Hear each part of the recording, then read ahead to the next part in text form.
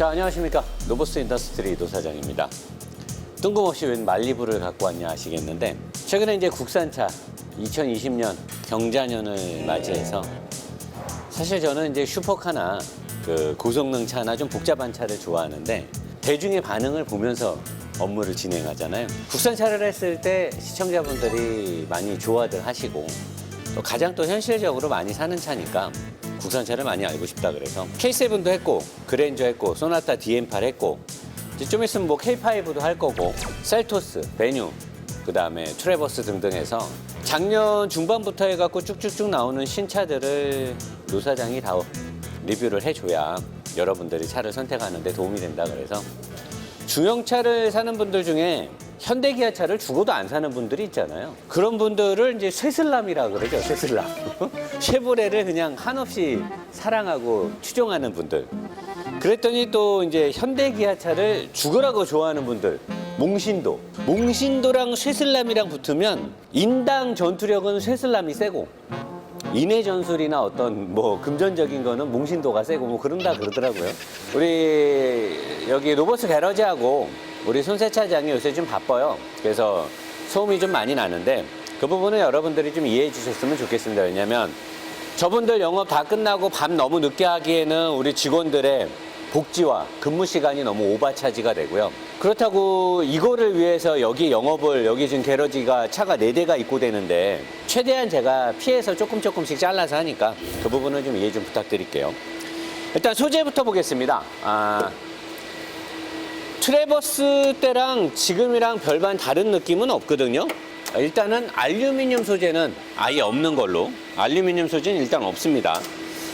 그러니까 자석을 붙일 필요는 없고, 자, 그리고 차대를 보면 이쪽이 이제 이 휠하우스, 강성이 많이 확보되는 공간이고, A필러 끝단, A필러 끝단도 강성이 가장 세다고 노사장이 항상 얘기하죠. 차는 요 안에 티바라고 해가지고 쇠 봉이 됐던가 절곡을 한 철판 이런 거, 요런 걸로 해가지고 여기를 이렇게 막아놔요. 이렇게 T자로. 사고가 났을 때 승객석 안으로 차가 찌그러져 엔진이나 뭐가 들어오지 못하게 막아주는 요 부위가 제일 세고, 그 다음에 이 A필러가 세요. 앞창문의 끝단. 왜냐하면 전복됐을 때 지붕이 주저앉으면 사람이 압사로 사망을 하게 되기 때문에 가장 센 A필러와 T바 쪽이 연결되는 이 부위, A필러의 끝단이 차에서 가장 강성이 센 부분이에요. 요 부분하고 요 휠하우스도 굉장히 센 부분이거든요. 요 두 개가 가까우면 가까울수록 이쪽의 안전도는 굉장히 세져요. 이 차는 지금 다른 차들에 비해서 꽤 가깝죠. A필러가 다른 승용 세단들보다 많이 뉘어졌죠. 원래 다른 전륜차들도 이쯤에 휠하우스가 있어요. 휠하우스의 꼭지단이.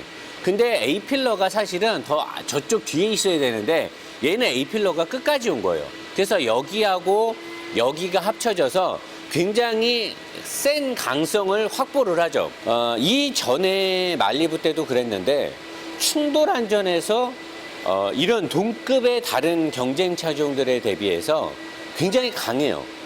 근데 얘네는 소재도 물론 알루미늄이 없다라는 게 좋은 건 아니지만 이 스틸의 어떤 두께라든가 접합해 놓은 이런 형상을 보면 굉장히 강하게 해놨는데 여기에 여기까지 가깝게 해놓으니까 아마도 그래서 강성 확보가 많이 되는 것 같고, 이따 저 옆에 뜯어놓은 곳을 보면 알겠지만 요 안쪽으로, 요 바퀴의 안쪽으로 해서 요 안쪽으로 이렇게 말리는 이 부분도 제가 지금까지 봤던 다른 이 정도급 2000cc 중형 세단급에 비해서는 굉장히 강하게 설계가 돼 있어요. GM은 바디 강성에 굉장히 투자를 많이 하는구나. 그리고 바디 강성 확보에 굉장히 많은 노력을 기울이는구나. 왜 그러는지 모르겠어요. 이 급에서는 가장 강한 철판의 두께, 그 다음에 뭐 강성이 확보되는.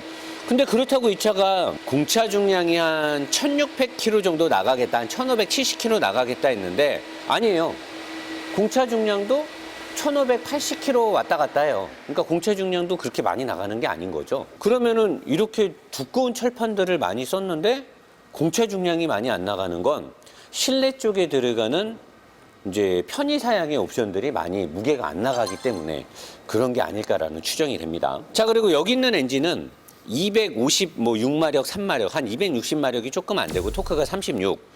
이 정도면은 어디 가서 힘 좀 세다고 목에 힘 좀 주고 다닐 수 있는 엔진인데 GM에서 개발한 엔진은 아니에요. 원래 미국 애들은 미국의 GM, 크라이슬러, 포드 이런 애들은 4기통 가솔린 엔진을 잘 만드는 회사가 아니에요. 예전에 다 V6, VA 엔진만 만들었는데 GM은 과거에 사브를 인수했던 전력이 있고 사브가 4기통 터보 엔진을 되게 잘 만드는 회사고 예전에 제가 리뷰 때도 얘기했지만 사브가 터보 엔진을 굉장히 잘 만든다.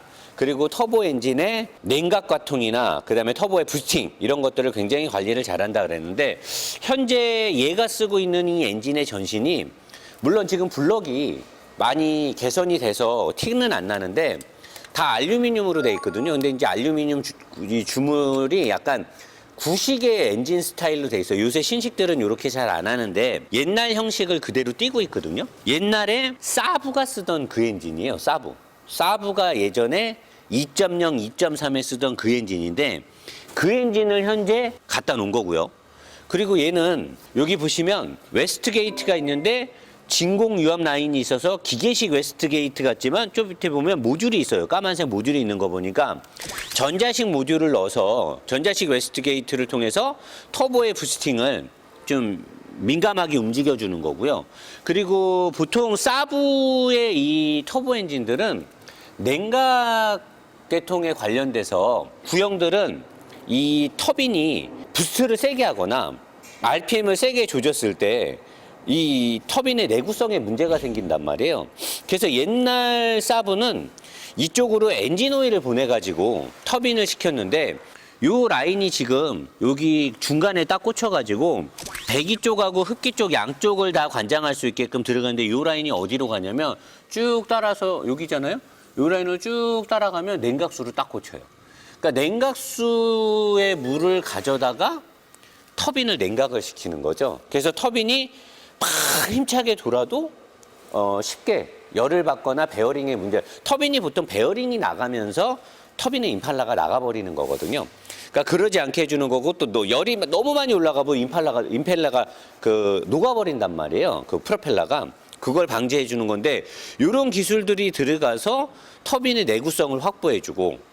근데 사실 이 엔진은 최첨단의 엔진이 아니에요.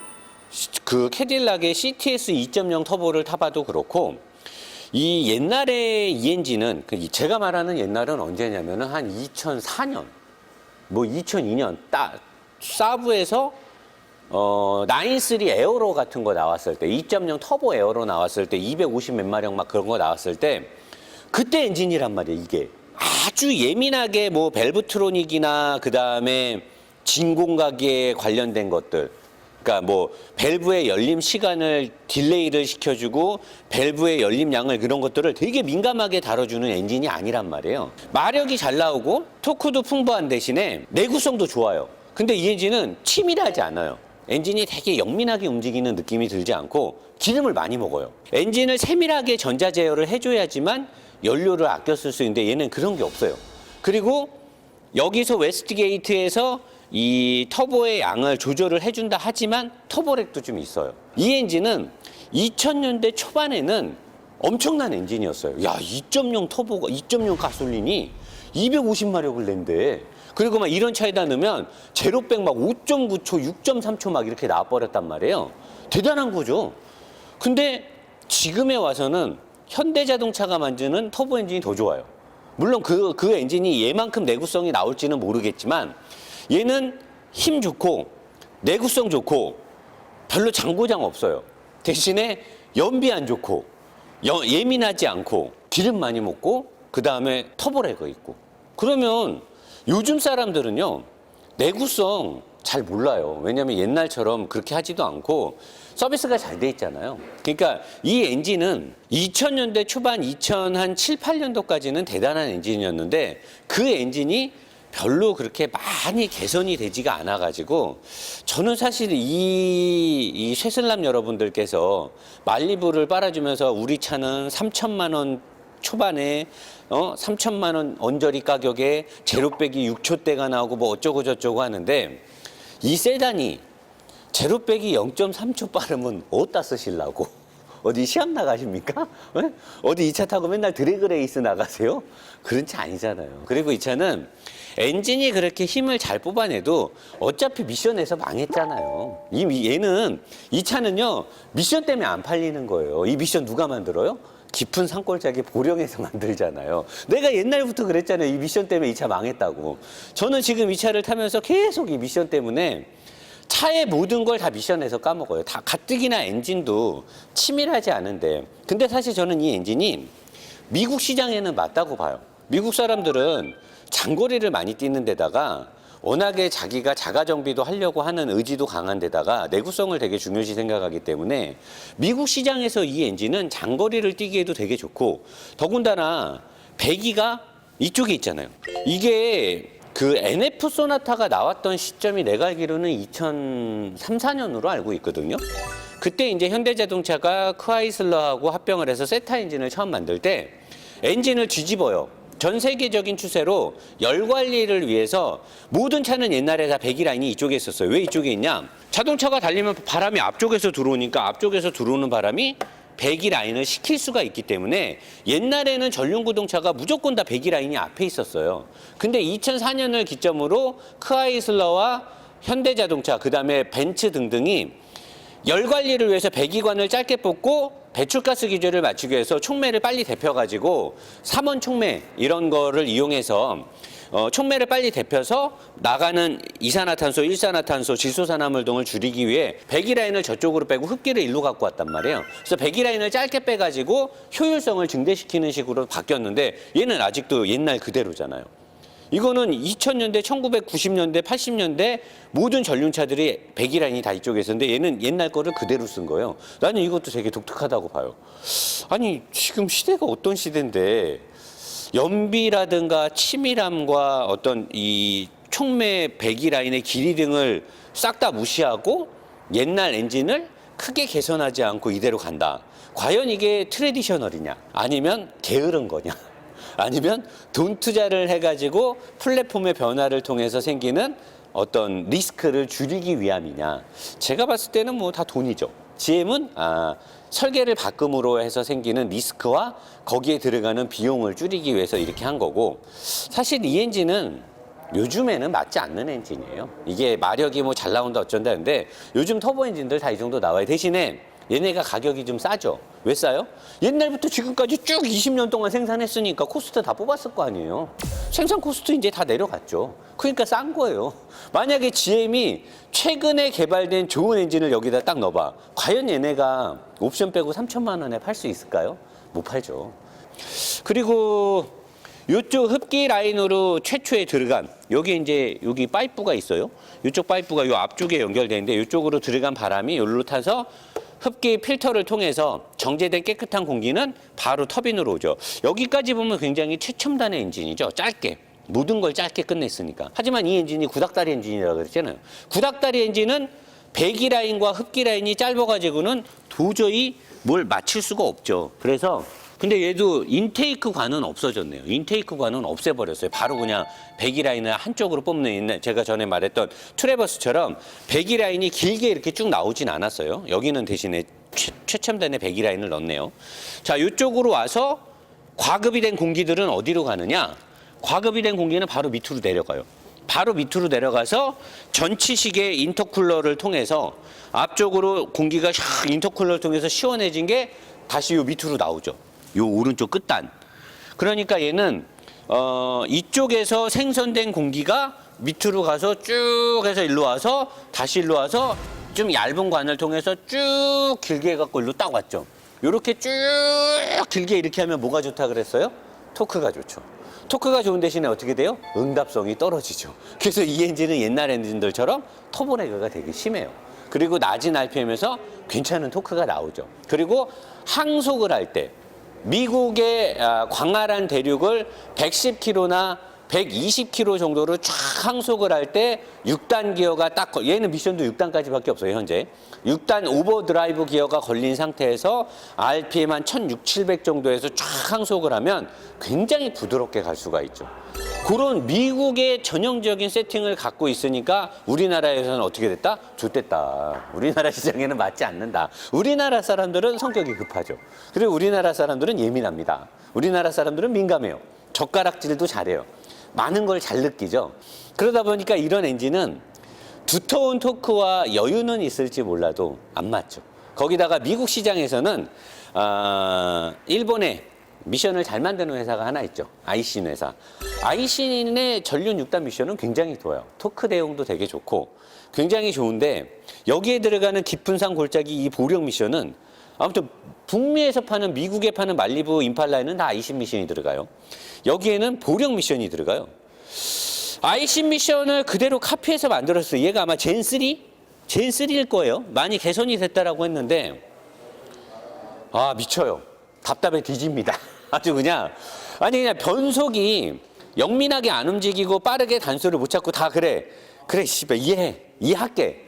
근데 내가 제일 이해 안 되는 건 구동 저항이 되게 심해요. 미션에서 엔진에서 나오는 동력의 힘을 미션에서 많이 까먹어요.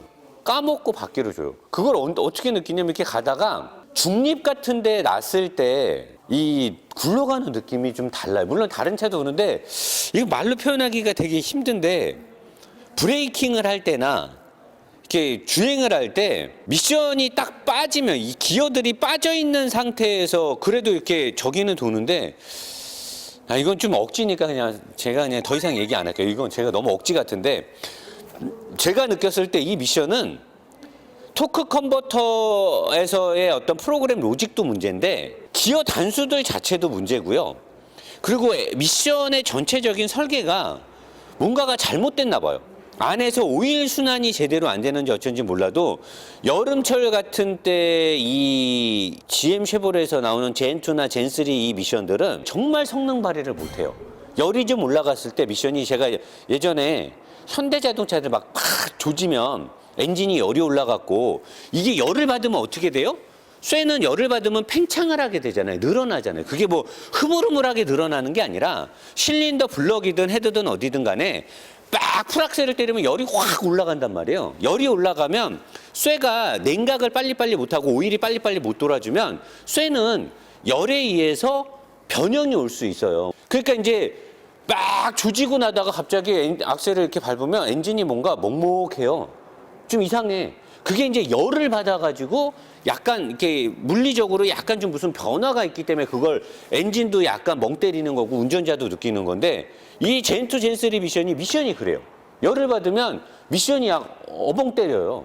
그래서 이 임팔라나 이 말리부 동호회들 보면 이 앞쪽에다가 이제 미션 쿨링을 하는 작업을 많이 해요.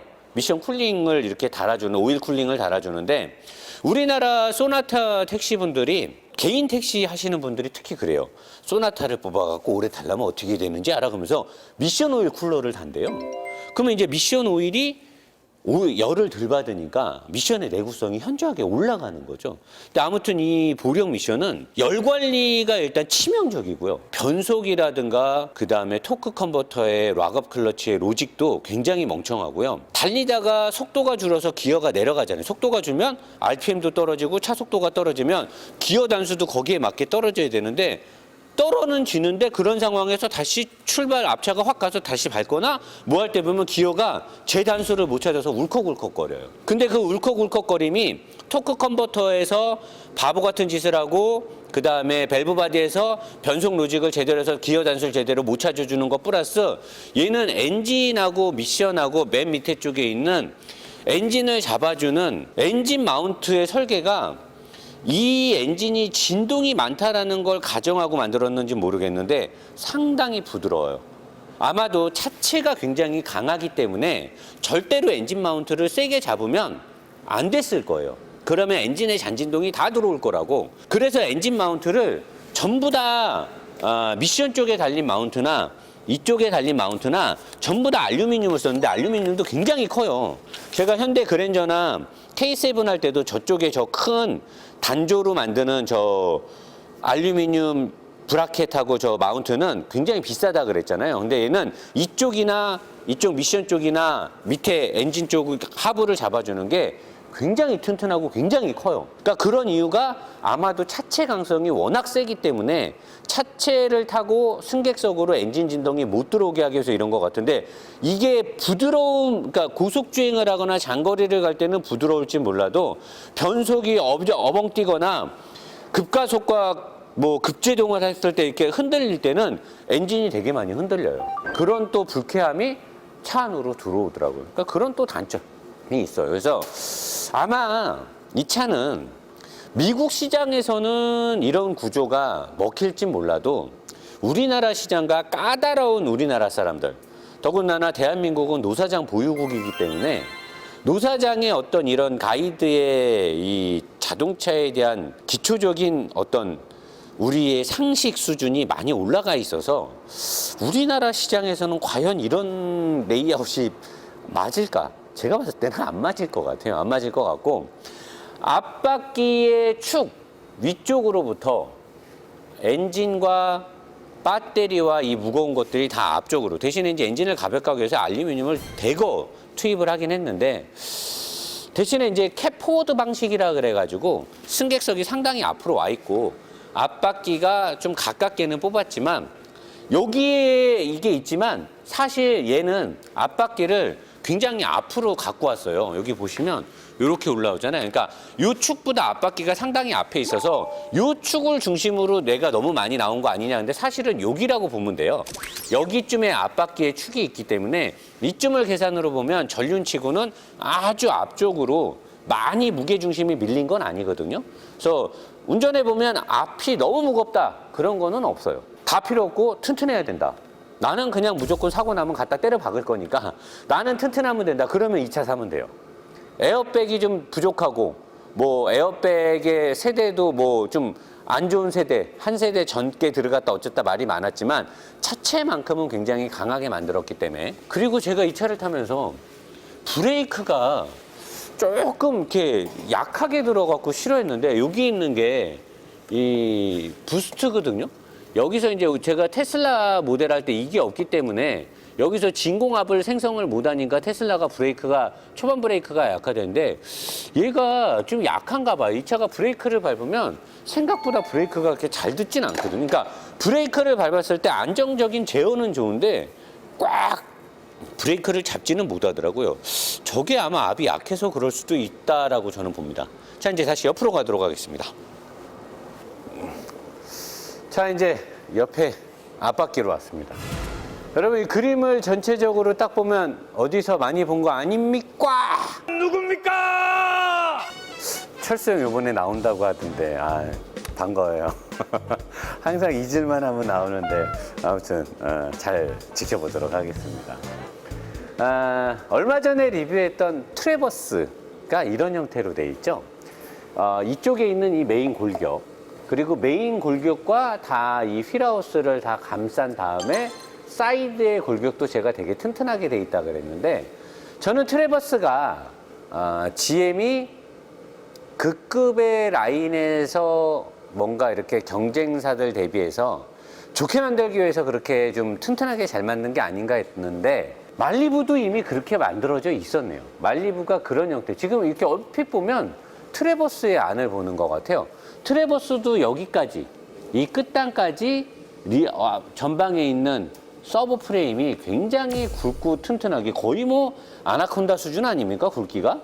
우리나라 차들이 뭐 살모사 정도 된다라고 하면 얘는 거의 뭐 구랭이를 넘어 아나콘다 정도 되는 게 있고, 이 끝단까지 크게 내려와서 묶이는 요 부위 아주 마음에 들죠. 강인하게 앞쪽을 잡아주고 있고, 여기서 또 지렛대처럼 이렇게 대각선으로 지지대를 둬서 여기와 여기를 또 연결해주는, 요것도 굉장히 굵은 쇠인데 이렇게까지 안전이 필요했을까? GM은 이 차를 가지고 군납을 하려고 한 건지 굉장히 튼튼하게 만들었어요. 그리고 마찬가지로 또 이쪽에 워셔액통이 있어요. 이쪽에 있는 워셔액통은 제가 트래버스에서 얘기했죠. 사고가 났을 때 합의를 종용하기 위한 수단. 왜? 보통 접촉사고가 저쪽에서 오는 차랑 나랑 요 운전석 앞쪽을 살짝 이렇게 비껴가기를 받치는 사고가 많거든요. 얘는 그럼 무조건 얘가 터지게 돼 있잖아요. 이 튼튼한 이 골격에 달려 있으니까 범퍼가 살짝만 찌그러지면 얘가 터진단 말이야. 그럼 이 초록색 물이 바닥에 쫙 퍼진단 말이야. 아이고, 쫙 퍼지면 어떻게 돼? 상대방이 아, 저 차 심하게 망가졌구나. 저걸 냉각수인지 일반 사람들은 모르잖아요.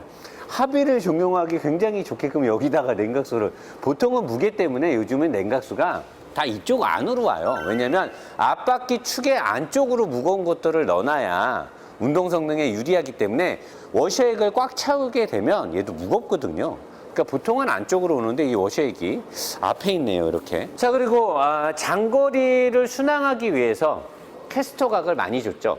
캐스터각을 딱 줬고, 최초 마운트의 끝단부터 바퀴 쪽까지 끝까지 이렇게 해놓고, 이 스트럿 암 끝쪽에 달려있는 이 피봇, 요 피봇 있죠. 요 피봇도 캠버각을 많이 줬어요. 캠버각을 많이 줘서 여기에 있는 이 전체적인 킹핀각, 그 다음에 피봇, 이런 위치들이 굉장히 강인하고 장거리를 달렸을 때 안정감을 주게끔 해놨단 말이에요. 요 이렇게 설계 구조만 봤을 때는 야, 이 차 이거 운동 성능 이거 끝내주겠는데, 근데 희한하게 운동 성능이 끝내주진 않더라고. 왜 그런지 모르겠는데 운전자로 하여금 거칠게 막 뭘 못하게 하는 이유가 있을 거예요. 그거는 뭐 아까도 제가 얘기했지만 미션이에요, 미션. 내가 운동 성능을 끝내주게 하려고 했는데 동력 전달이 쉽게 안 되기 때문에 사실 이 구조만 봤을 때는 굉장히 잘 달리고 잘 돌고, 왜냐면 이 서스펜션이 여러분 제가 얘기했잖아요. 여기도 롤 방식, 여기도 롤 방식. 그때 제가 트래버스에서 여기가 양쪽이 다 롤이면 자유각을 이쪽에서 주지 못하기 때문에 얘가 위아래로 움직이거나 선회를 하려고 얘를 돌렸을 때 얘가 이런 볼 방식으로 안 돼 있으면 보통은 전륜차들이 여기는 이런 볼 방식을 넣는단 말이에요, 이렇게. 그래서 얘가 사방으로 이렇게 돌 수 있게끔 해놓는데, 여기에 이 롤 방식을 넣어놓게 되면 얘는 정확하게 수직으로만 움직이기 때문에 바퀴가 선회를 하려고 했을 때 여기서 자유도를 못 주면 스트레스 지수가 높아진다. 그래서 승차감이 불쾌해진다.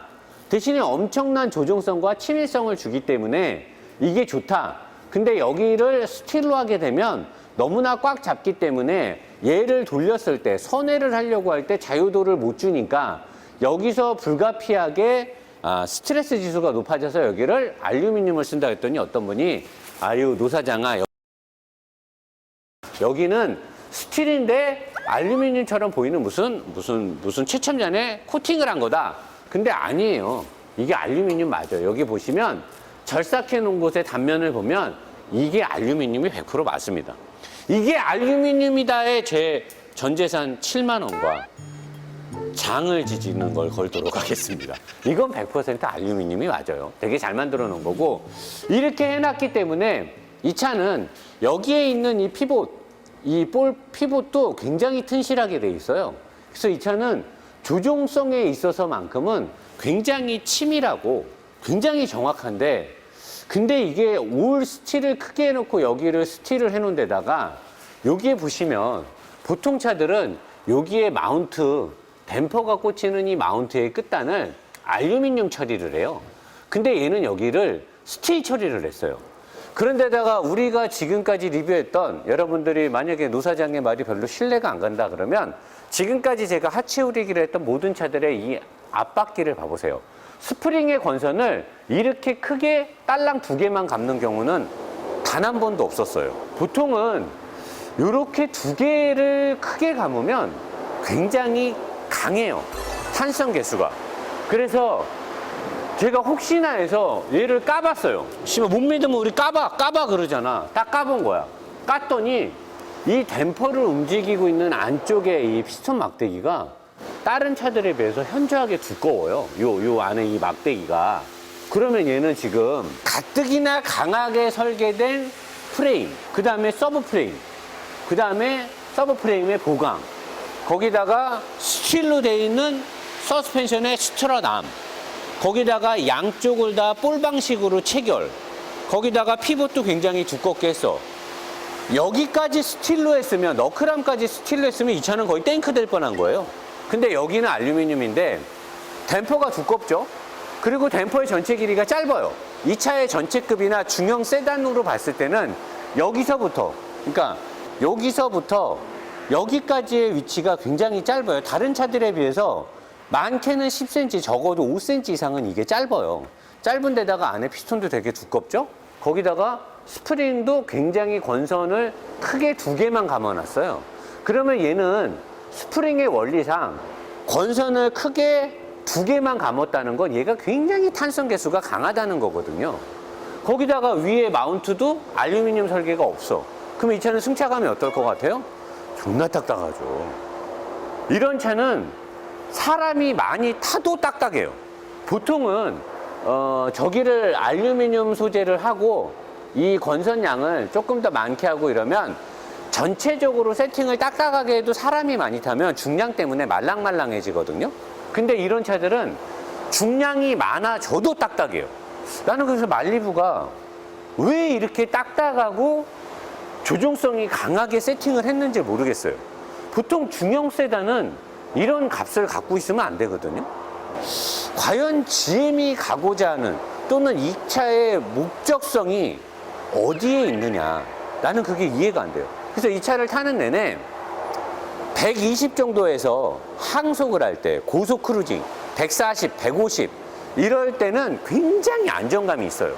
굉장히 안정감이 있게 쫙 붙어서 간단 말이야. 차선 변경을 할 때요, 이렇게 끼우러져야 되는데 차가 이렇게 옆으로 다녀, 옆으로. 그래서 난 처음에 나 이 새끼들 이거 스테빌라이저 존나 딱딱하게 묶어놨네, 이 무시간 새끼들.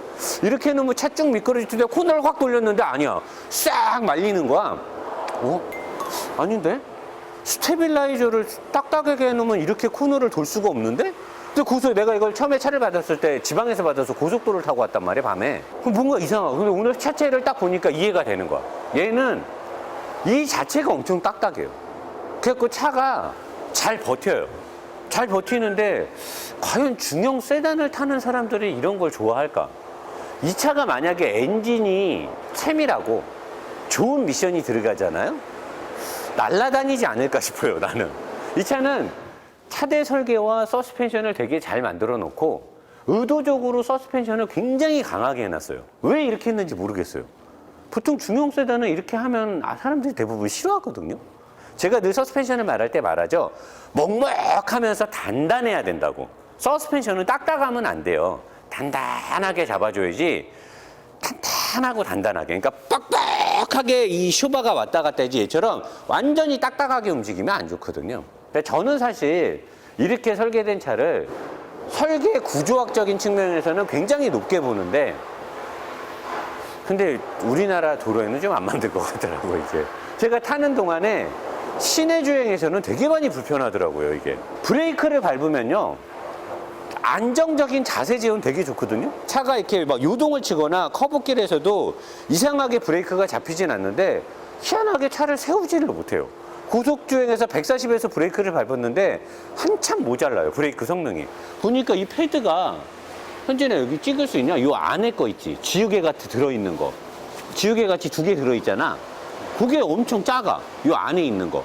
지금 보이네. 요 안에 네모난 거 2개가 있는데 다른 차들에 비해서, 다른 차들은 저 닿는 면적이, 얘가 지금 패드가 여기서부터 여기까지 있다고 해서 이 패드가 다 닿는 게 아니고 이 안에 실제로 닿는 면적은 되게 좁아. 그러니까 얘를 잡아주는 진짜 패드에 닿는 면적은 요만큼밖에 안 하는 거야. 그러니까 얘 캘리퍼 자체가, 여기 있는 원피스톤이 작지가 않기 때문에, 이게 크기 때문에 캘리퍼 자체만을 봤을 때는 이게 그렇게 약한 브레이크는 아니고 디스크도 티도 두껍고 크기도 뭐 적당하기 때문에 뭐 냉각 계통에서 이게 뭐 스포츠카는 아니니까. 근데 패드가 너무 작아가지고 얘를 꽉 못 잡아. 근데 아마도 제조사가 캘리퍼를 큰 거를 끼면서도 패드를 작게 낀 거는 아마도 이게 잠기니까 이렇게 한 것 같은데, 얘가 세서 일부러 얘를 약하게 넣었을 수도 있고, 만약에 이걸 타는 오너들이 패드를 큰 거를 껴서 강하게 잡으면 얘는 아마 브레이크 밟으면 바로 잠길 거예요.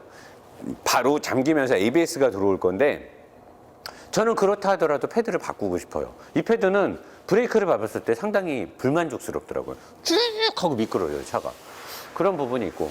아무튼 쉐보레 트래버스에 이어서 굉장히 강하고 조종성이 뛰어나게 만든 거는 인정. 근데 중형차가 가져야 될 그런 느낌이 없다라는 거는, 그래서 이 차가 안 팔리는 게 아니냐. 근데 사실 이 차는 미션 때문에 안 팔리는 거예요. 미션만 좋았으면 아마 잘 팔렸을 거예요. 뒷바퀴로 가겠습니다.